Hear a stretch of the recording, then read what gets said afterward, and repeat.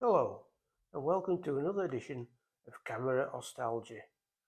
And today we're going to look at an Agfa camera from the late 1930s. It's the Agfa Jsolette, although it's quite often spelt with the old German capital I, which looks like a J, but it is the Jsolette.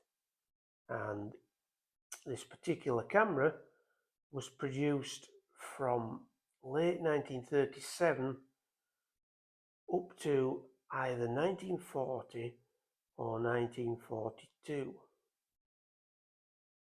And it got the name the soldier's camera in Germany, um, obviously due to the time that it was produced and what was going on.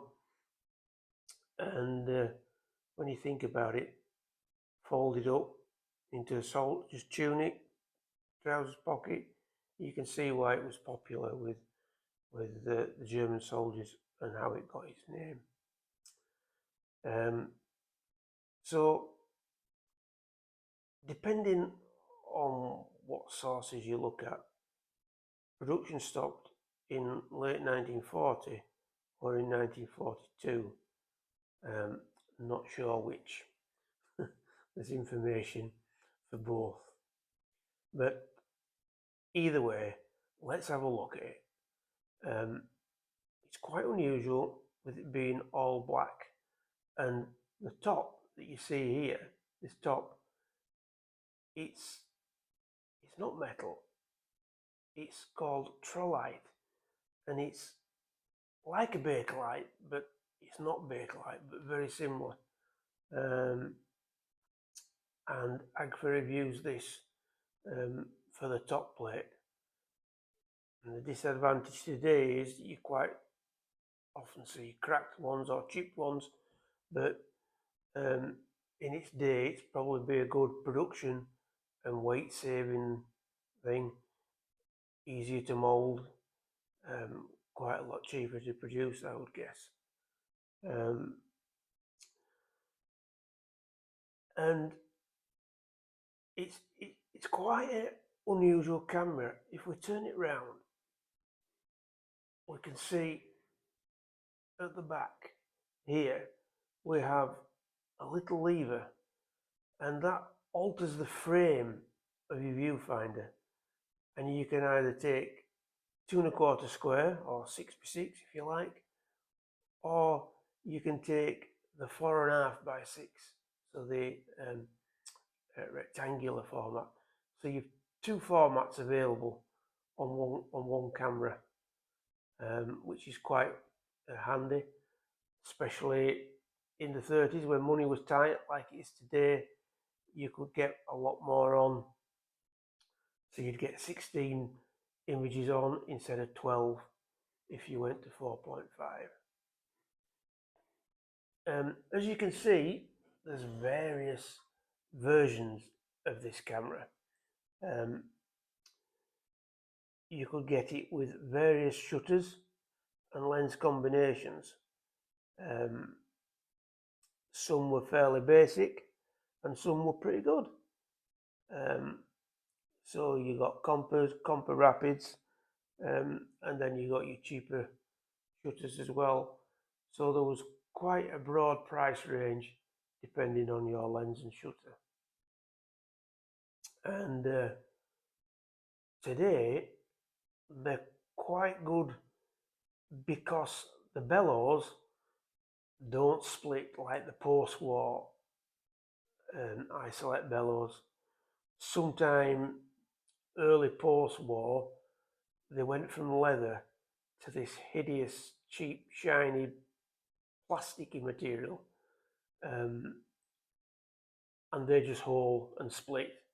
And virtually, you won't find a post-war Jsolette unless it's very early, with bellows that are still intact. But these black ones, the pre-war versions, nice, good quality leather bellows, still okay. These on both of these examples, still okay today.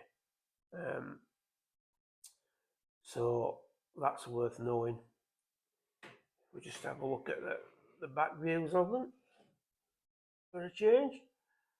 You can see it's all pretty standard stuff.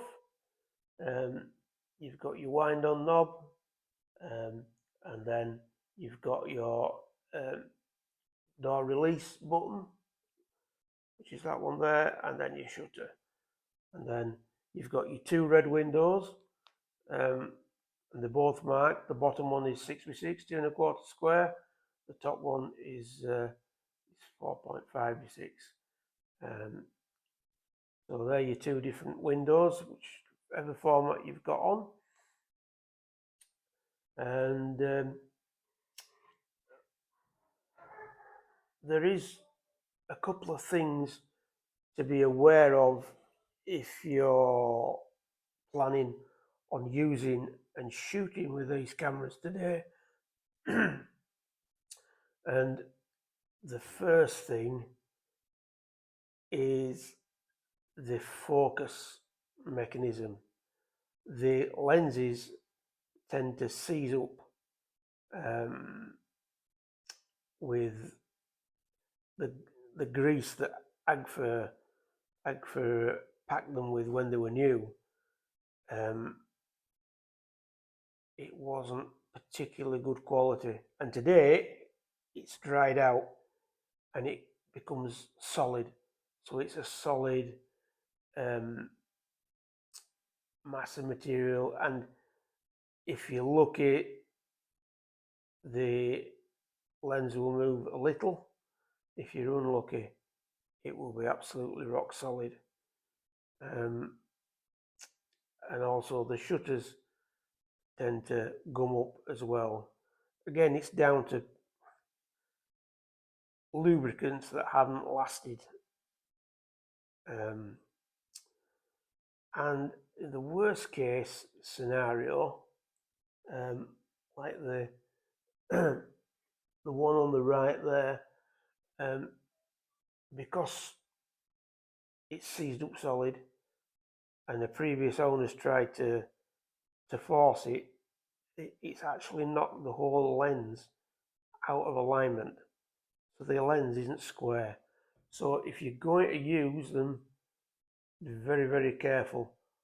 I mean, I found someone who will repair these, but both of these will need quite a bit of looking at to get them operational again, which is my plan. But take a look and budget, and you're going to be talking, I don't know, I've had a rough quote depending what they find, so you're going to be talking 70, £100 possibly, you know, that sort of region, to get them sorted again. But having said that, once they're sorted, they'll be right for a long time. They're a fantastic camera, and really, really unusual. In America, they seem to continue for a little bit after the war with this black look. There were Agfa ones over there, but there were also American produced versions. So you can find Ansco versions of the Jsolette. And then there is a very rare version produced in Germany directly after the war, and that has the top plate is actually cast alloy, although they've painted it black, so it looks like a pre-war version, but it's got a metal top plate, a shiny chrome plated rewind knob, but the rest of it is pure 1930s design. But that was just made for a very short while, the back end of 45, beginning of 46. And then you go on to the proper post-war Jsolettes, and they have the metal top plate. So that's it. That's our little look at the Agfa Jsolette. We'll just zoom in close a little bit and give you a close-up of the different shutters. There's various shutters, as I said. There's various combinations, from basic shutter, like this one is a more basic one, and then if we look at the one here on the right, you know, there you've got a compass shutter and a slightly better lens. Other things to look out for are the markings. The export versions are in feet and the home market versions in meters. But all in all, a very interesting range of cameras. And there's that many variations with lenses and shutters. You know, it could be, if you're into collecting, it could be quite an interesting camera to collect, because there's so many different combinations. And then if you include the American produced ones as well, you know, there's loads if you're into purely collecting. If you're into using, once again, you will need to get these serviced. I'm afraid the grease issue is an absolute killer. So don't waste money on a film without getting them serviced first, because your focus won't work, your lens could be out of alignment, and your shutter will be gummed up. So, and get the lens cleaned whilst it's all stripped down.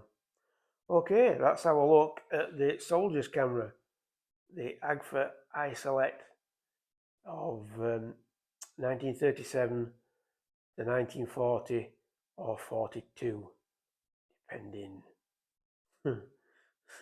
what information you look at. I hope you enjoyed that little look. If you want to look into these in more detail, if you look out for my blog, that's cameraostalgia.com, you'll find a very detailed blog on the 30's Jsolette, and also other posts on the post-war Jsolette and Super Jsolette. So check out my blog on the cameraostalgia.com. Okay, thank you for having a look, and we'll catch you again later. Bye.